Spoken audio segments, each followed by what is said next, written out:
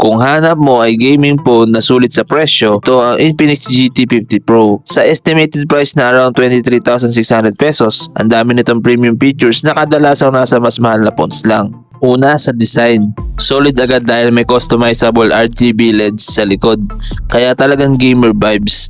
May dual pressure sensitive zones din, parang built-in triggers para sa FPS at racing games. Perfect sa mga competitive players. Sa display naman, meron itong 6.78-inch AMOLED screen na may 144Hz refresh rate at 4,500 nits peak brightness. Kaya sobrang smooth na scrolling at malinaw kahit tirik ang araw. Protected pa ng Corning Gorilla Glass 7i.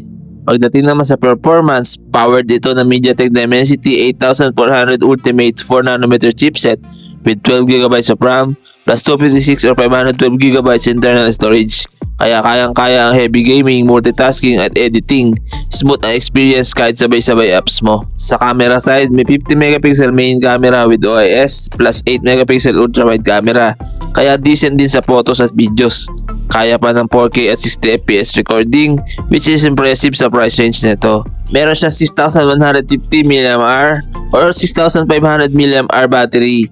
Tapos may 45W fast charging, 30W wireless charging at may bypass charging pa para less heat habang naglalaro habang naka-charge. Kung gusto mo ng phone na gaming focus pero hindi sobrang mahal, sulit na sulit ang Infinix GT50 Pro. Malakas performance, smooth display, malaking battery at gamer features talaga. Isa ito sa pwedeng maging best gaming phone sa under 25k kapag dumating sa Philippines.